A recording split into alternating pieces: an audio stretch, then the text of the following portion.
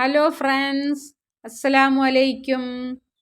എല്ലാവർക്കും സുഖമല്ലേ? അപ്പോൾ നമ്മൾക്ക് ഇന്ന് കാലത്തെ ബ്രേക്ക്ഫാസ്റ്റും ലഞ്ചിൻ്റെ കറിയും ഒന്ന് കണ്ടു നോക്കിയാലോ? അപ്പോൾ ഇന്ന് ഞാൻ കാലത്ത് ഇഡ്ഡലിയാണ് ഉണ്ടാക്കുന്നത് കേട്ടോ.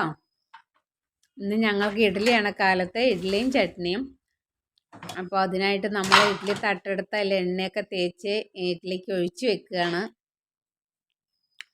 അപ്പോൾ നമ്മൾ കുറച്ച് ഇഡ്ഡലി ഉണ്ടാക്കുന്നുള്ളൂ കേട്ടോ. നമുക്ക് ആവശ്യമുള്ള ഇഡ്ഡലി മാത്രം. അതിനായിട്ടാണ് ഞാൻ ഇഡ്ഡലി തട്ട് എണ്ണ തേക്കുന്നത്. നമ്മൾ വെളിച്ചെണ്ണ തേച്ചിട്ടാണ് അതിലൊഴിക്കുന്നത്. പണ്ട് കാലത്തൊക്കെ തുണിയിലൊക്കെ ഒഴിക്കുകയായിരുന്നു അല്ലേ? ചിലവിടെ ഞാൻ കണ്ടിട്ടുണ്ട് പ്ലാസ്റ്റിക് കവറിന് വെട്ടിയിട്ട് അങ്ങനെ കണ്ടിട്ടുണ്ട്. പക്ഷേ ഇപ്പം അതൊന്നും അല്ല. ഇപ്പം നമ്മൾ ഇഡ്ഡലി ഉണ്ടാക്കുന്നത് നമ്മൾ കുഴിയിൽ വെറുതെ ചുമ്മാ എണ്ണ ഒഴിച്ചാൽ മതി. അത് നമ്മൾ ഇഡ്ഡലി അടുപ്പത്ത് നിന്ന് എടുത്താലും അത് എടുത്ത ഉടനെ തന്നെ നമ്മൾ എടുക്കുകയാണെങ്കിൽ അത് ഒട്ടിപ്പിടിച്ചുകൊണ്ടിരിക്കും.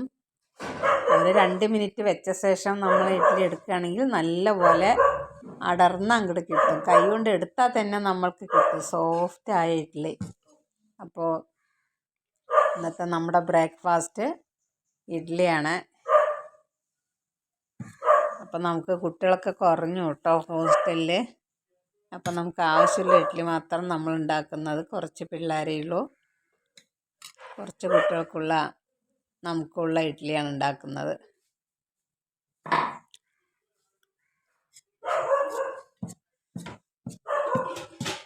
കാലത്ത് എണീക്കണതേ നല്ല ചൂട് തുടങ്ങിയില്ലേ? 10 മണിയൊന്നും ആവണ്ട, കാലത്ത് 8 മണിയാകുമ്പോഴേക്കേ നല്ല ചൂടുള്ള ക്ലൈമറ്റാണ്. ആ സമയത്ത് അടുപ്പിൻ്റെ അടുത്ത് ഇരിക്കും കൂടെ ചെയ്താൽ എങ്ങനെ ഉണ്ടാവും? നല്ല ഉരുക്കത്തോടെ ഉരുക്കം അല്ലേ? നല്ല ഉരുക്കം എന്ന് പറഞ്ഞാൽ നല്ല ഉരുക്കം.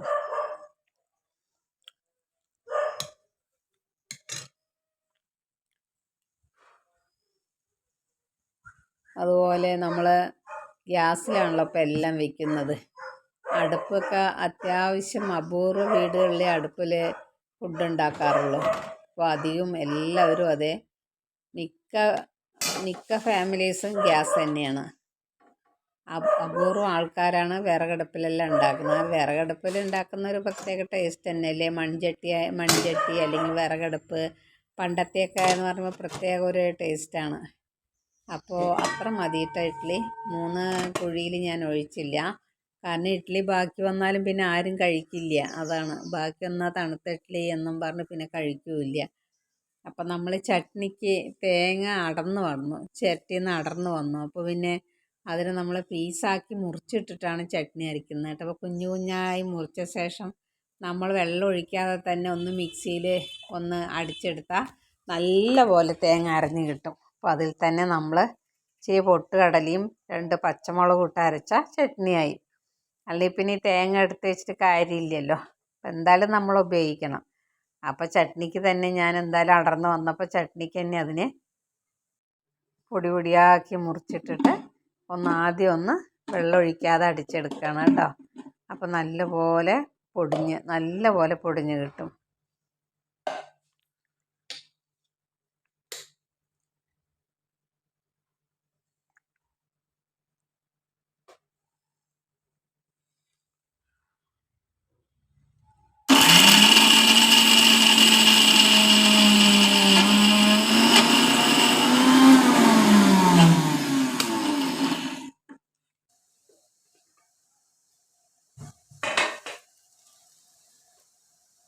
അപ്പോൾ നമ്മൾ ചട്നിക്ക് അരച്ചിട്ടുണ്ട്. അപ്പോൾ ഇഡ്ഡലി നമ്മൾ വെന്തു അതിൻ്റെ ഇടയിൽ. അപ്പോൾ നമുക്ക് ഇഡ്ഡലി ഒന്ന് എടുക്കാം. ഇഡ്ഡലി വെന്താൽ നല്ല മണം വരുന്നുണ്ട് കേട്ടോ, നല്ല മണമാണ് വരുന്നത്. അപ്പോൾ നമ്മൾ ഇഡ്ഡലി വെന്തു, അതെടുത്ത് പുറത്ത് വെച്ച് കുറച്ച് നല്ല വെള്ളം ഒന്ന് തെളിച്ച് കൊടുക്കാം. നല്ല വെള്ളം ഒന്ന് തെളിച്ച് കൊടുക്കാം. ഇനി ഒന്ന് നമുക്ക് 2 മിനിറ്റ് ചൂടൊന്ന് പോകാൻ വെക്കാം കേട്ടോ. അപ്പോൾ ഇനി അപ്പോഴേക്കും നമ്മൾക്ക് ഇഡ്ഡലി ഒന്ന് ഇതായി വരുമ്പോഴേക്കും നമ്മൾക്ക് ചട്നി ഒന്ന് കാച്ചിയെടുക്കാം. അപ്പം നമ്മൾ എണ്ണ ഒഴിച്ച് കടുക് പൊട്ടിച്ച് വേപ്പിലയിട്ടു. കരിവേപ്പില ഇട്ടു. അതിന് ശേഷം നമ്മൾ ചട്നി അതിലേക്ക് ഒഴിക്കുകയാണ് കേട്ടോ. അപ്പോൾ നമ്മുടെ അതും കൂടെ ആയാൽ ഇഡ്ഡലി ചട്നി റെഡി.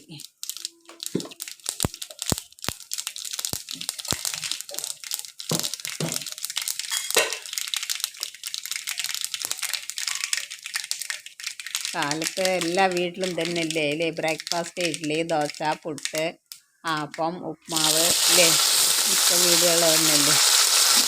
പിന്നെ പത്തിരി, നൂലപ്പം.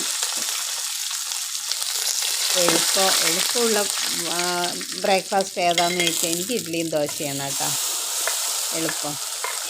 ഇഡ്ഡലി, ദോശ, ഉപ്പുമാവ്, പുട്ട് അതൊക്കെ എളുപ്പം നടക്കുന്ന പണിയാണ്. നൂലപ്പം, പത്തിരി എന്ന് പറയുമ്പോൾ ഇച്ചിരി പണി കൂടുന്ന എനിക്ക് തോന്നുന്നത്. അപ്പോൾ നമ്മുടെ ചട്നി റെഡിയായി. ഇനി നമുക്ക് ചായ വെക്കാൻ പോവാം കേട്ടോ. ചായ ഞാൻ അധികം കട്ടനാ കുടിക്കാറ്, എപ്പോഴെങ്കിലും ഒരു ദിവസമായിട്ട് പാല് കുടിക്കുള്ളൂ. അപ്പോൾ അങ്ങനെ നമ്മുടെ ചായ റെഡിയായി. അപ്പോൾ നമ്മൾ ഇഡ്ഡലി കഴിക്കുകയാണ് കേട്ടോ. നല്ല ടേസ്റ്റ് ഉണ്ട് കേട്ടോ ഇഡ്ഡലിയും ചട്നിയും, അടിപൊളി. എനിക്ക് എരിവൊന്നും കഴിക്കാൻ പറ്റാത്തതുകൊണ്ട് ഞാൻ മുളക് ചമ്മന്തി അങ്ങനെയൊന്നും ഞാൻ ഉണ്ടാക്കിയാൽ കഴിക്കും. അതുകൊണ്ട് ഞാൻ ഉണ്ടാക്കാറില്ല. കാരണം ഞാൻ ഒരു മാസം വെറും പപ്പടവും കഞ്ഞിയും കഴിച്ച് ഇരുന്നതാണ് ഈ വയറുവേദന കൊണ്ട്, അൾസറിൻ്റെ. അതുകൊണ്ടിപ്പോൾ ഞാൻ ഒരു അധികം ഇടുന്നില്ല. അപ്പോൾ നമ്മൾക്ക് ഉച്ചക്കുള്ള തോരൻ ഉരുളക്കിഴങ്ങ് തോരൻ കേട്ടോ. ഉരുളക്കിഴങ്ങ് വറുക്കാനാണ്. അപ്പോൾ നമ്മൾ എണ്ണ ഒഴിച്ച് അതിലോട്ട് വാർത്ത് കഴുകി കാരം വെച്ച വെള്ളം വാർന്ന ഉരുളക്കിഴങ്ങ് അതിലോട്ട് ഇട്ട് പാകത്തിനുള്ള ഉപ്പ് നമ്മളിട്ട് കൊടുക്കും. ഇനി നമുക്ക് ഇടയ്ക്കൊന്ന് ഇളക്കി കൊടുക്കാം. കിഴങ്ങ് നല്ലപോലെ മുറുകി വേകുന്നവരെ നമുക്ക് ഇടയ്ക്ക് ഒന്ന് ഇളക്കി കൊടുക്കാം. കുട്ടികൾക്കൊക്കെ ഇഷ്ടപ്പെട്ട ഒരു തോരനും അല്ലെങ്കിലും പൊരിച്ച സാധനമുള്ള പൊട്ടാറ്റോ പറഞ്ഞാൽ എല്ലാവർക്കും ഇഷ്ടമാണ്. ഗ്യാസിൻ്റെ പ്രോബ്ലം ഉള്ളവർക്ക് മാത്രമേ പറ്റാവുള്ളൂ. അല്ല, കുട്ടികൾക്കൊക്കെ ഭയങ്കര ഇഷ്ടമാണ് ഉരുളക്കിഴങ്ങ്. നമ്മൾ പൊരിച്ചു കൊടുത്താൽ കുട്ടികൾക്കൊക്കെ ഭയങ്കര ഇഷ്ടപ്പെട്ട, അത് സ്കൂളിലേക്ക് പോലും ലഞ്ചിന് പോലും കുട്ടികൾക്ക് പൊട്ടാറ്റോ ഫ്രൈ മതി എന്നാണ് മക്കൾ പറയുക. അത്രയും ടേസ്റ്റുള്ള ഒരു വെജിറ്റബിളാണ് നമ്മുടെ പൊട്ടാറ്റോ. അത്രയും ടേസ്റ്റ് അല്ലേ. അപ്പോൾ നമ്മൾക്ക് അതൊന്ന് പൊരിച്ചെടുക്കാം. ഓക്കെ, മിക്ക കുട്ടികളും അത് കൊണ്ടുപോകും സ്കൂളിലോട്ട്. അതായത് ഞാൻ എൻ്റെ മോനക്കൊക്കെ ചെയ്ത് കൊടുത്തിട്ടുണ്ട്. അതുകൊണ്ടാണ് ഇഷ്ടംപോലെ മുട്ട ഫ്രൈ ചെയ്ത് കൊടുക്കുക, ഉരുളക്കിഴങ്ങ് പൊരിച്ച് കൊടുക്കുക, ചേന പൊരിച്ച് കൊടുക്കുക, കൊണ്ടാട്ടം കാച്ചി കൊടുക്കുക, പിന്നെ മോര് കാച്ചി, ഇതൊക്കെ തന്നെയാണ് സ്കൂളിലേക്കുള്ള ഇത്. അപ്പോൾ കുറച്ച് മുളക് പൊടിയാണ് ഇടുന്നത് കേട്ടോ. കുറച്ച് മുളക് പൊടിയാണ് നമ്മൾ ഇടുന്നത്. അല്പം മുളക് പൊടി, അല്പം മഞ്ഞൾപ്പൊടി. അപ്പോൾ മുന്നേ കുറച്ച് ഉപ്പിട്ടിട്ടുണ്ട്. അപ്പോൾ എല്ലാം കൂടെ നമ്മൾ മിക്സ് ചെയ്ത് നന്നായി മുറുകി വരുന്നവരെ നമ്മൾ ഇടയ്ക്ക് ഒന്ന് ഇളക്കി കൊടുക്കണം.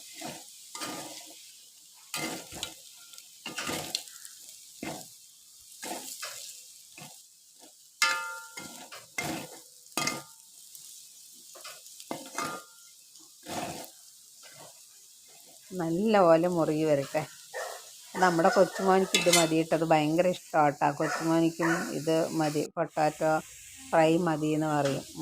മുട്ട ഓംപ്ലേറ്റ് വിട്ടാൽ അടുത്തത് ഇതാണ്. പിന്നെ ചിക്കൻ ഫിഷൊക്കെ ഭയങ്കര ഇഷ്ടമാണ്, എങ്കിലും അതിൻ്റെ ഇടയിൽ ഇതും വലിയ ഇഷ്ടമാണ്. അപ്പോൾ ഇനി നമ്മൾക്ക് പൊട്ടാറ്റോ അങ്ങനെ ഫ്രൈ കഴിഞ്ഞു. ഇനി നമ്മൾ അയിലമീൻ കറി വെക്കാൻ പോകാം കേട്ടോ. കുറച്ച് അയില കേട്ടോ.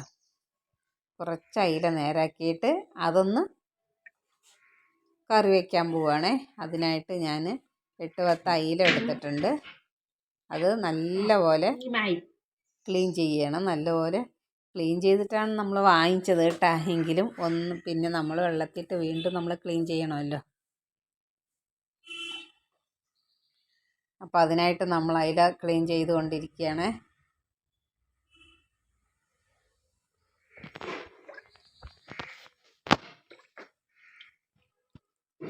ഏത് മീനായാലും അതിൻ്റെ ഉള്ളൊരു കറുപ്പുണ്ടാകും. കറുപ്പ് ഇങ്ങനെ ഒട്ടിപ്പിടിച്ചിട്ട് ഉണ്ട്. അതാണ് നമ്മൾ ഞോണ്ടി കൊണ്ട് നമ്മൾ മൊത്തം എടുത്ത് നന്നായി അത് നമ്മൾ എങ്ങനെയല്ല അത് എടുത്ത് കഴുകിയാലേ മീൻ ശരിക്കും വൃത്തിയാവുള്ളൂ.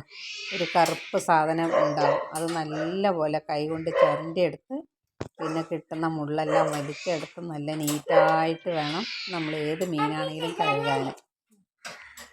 അപ്പോൾ അതിലേക്കുള്ള ഉള്ളി മുറിക്കുക. കുഞ്ഞുള്ളിയാണ് കേട്ടോ, കുഞ്ഞുള്ളി, പച്ചമുളക് അതൊക്കെ മുറിക്കുകയാണ്.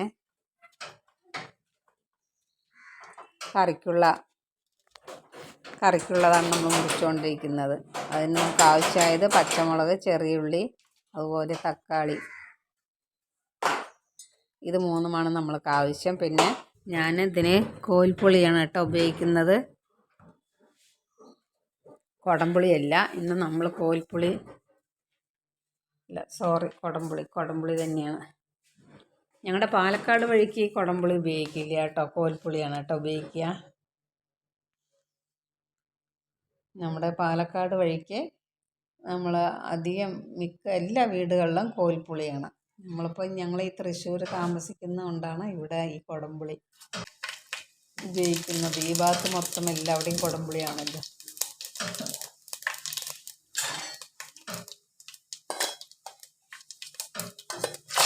അപ്പോൾ അതിലേക്ക് നമ്മൾ ചട്ടി അടുപ്പത്ത് വെച്ച് എണ്ണ ഒഴിച്ചു, അല്പം ഉലുവിയിട്ടു. ഉലുവിയിട്ട ശേഷം നമ്മൾ അതിലേക്ക് ഉള്ളി, പച്ചമുളക് എല്ലാം ഇട്ട് നല്ലപോലെ വഴന്നു വന്ന ശേഷം നമ്മൾ അതിലോട്ട് തക്കാളി, മഞ്ഞൾപ്പൊടി, മുളക് പൊടി എല്ലാം ഇട്ട് നല്ലപോലെ വഴറ്റിയെടുക്കണം. എണ്ണയിലിട്ട് നല്ലപോലെ പൊടികളെല്ലാം ഒന്ന് ചൂടാകുമ്പോൾ തന്നെ നല്ലൊരു മണം വരുമല്ലോ. ആവശ്യത്തിലുള്ള മല്ലിപ്പൊടി അല്പം, മുളക് പൊടി അല്പം, മഞ്ഞൾപ്പൊടി അല്പം ഇട്ട് നല്ലപോലെ മിക്സ് ചെയ്യുക. അപ്പോൾ നല്ലപോലെ എണ്ണയും മൂപ്പിച്ചെടുക്കുമ്പോൾ കറിക്ക് പ്രത്യേക ഒരു ടേസ്റ്റും കിട്ടും. നല്ലപോലെ മൂപ്പിച്ചെടുത്ത ശേഷം നമ്മൾ നല്ലപോലെ മൂത്ത് വരുന്നുണ്ട് കേട്ടോ. മൂത്ത് വരുമ്പോൾ തന്നെ നമുക്ക് വേറെ അറിയാം, ആ മസാലയുടെ എല്ലാം നല്ലൊരു മണം തന്നെ നമ്മുടെ മൂക്കത്ത് വന്ന് നല്ലപോലെ അടിക്കും. നല്ലൊരു മണമാണ് വരിക. അതിനുശേഷം നമ്മൾ കുടംപുളിയാണ് ഞാൻ ഇട്ടത്. 3-4 കുടംപുളി ഞാൻ വെള്ളത്തിൽ നേരത്തെ തന്നെ ഇട്ട് വെച്ചിരുന്നു. അപ്പോൾ കുടംപുളി ഒഴിച്ച് നല്ലപോലെ മിക്സ് ചെയ്ത ശേഷം നമ്മളതൊന്ന് അടച്ച് വെച്ചു കേട്ടോ. അപ്പോൾ ഇനി നമ്മൾക്ക് അതൊന്ന് വറ്റി വരുമ്പോഴേക്കും അല്പം തേങ്ങ അരയ്ക്കാം. തേങ്ങ അതിനായിട്ട് മിക്സിയിലിട്ടു, അല്പം വെള്ളമൊഴിച്ച് അതുകൂടെ നമുക്കൊന്ന് അരച്ചെടുക്കാം.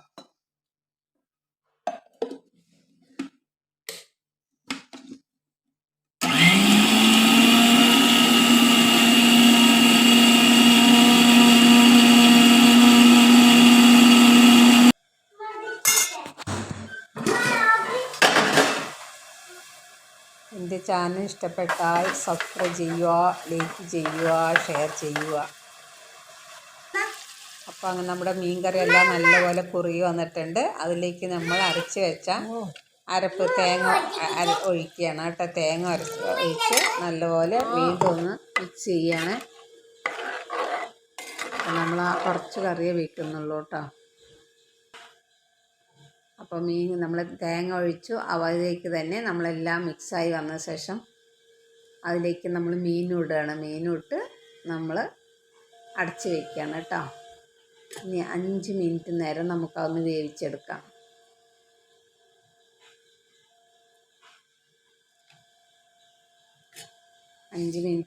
നമ്മൾ അടച്ച് വെച്ച് 5 മിനിറ്റ് നേരം ഒന്ന് വേവിച്ചെടുത്താൽ നമ്മുടെ മീൻ കറി റെഡിയാവുന്നതാണ് കേട്ടോ.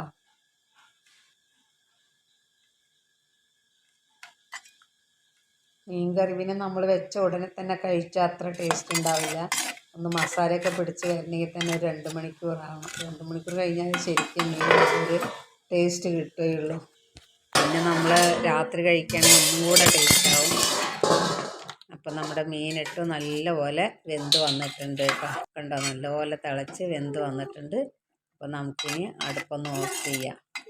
ഓഫ് ചെയ്ത് അടച്ച് വെക്കാം. ഇനിയിപ്പോൾ അത് നമ്മൾ അടച്ച് വെച്ച് അടുപ്പ് ഓഫ് ചെയ്താലും കുറേ നേരം മൺചട്ടി ആയതുകൊണ്ട് ഇങ്ങനെ നല്ലപോലെ തിളച്ചാൽ വെന്ത് ഇതായി പോകും കുറേ നേരം. അപ്പം നമ്മൾ അല്പം അതിൽ പച്ച വെളിച്ചെണ്ണ കൂടി ഒഴിക്കുന്നുണ്ട് കേട്ടോ മേലെ.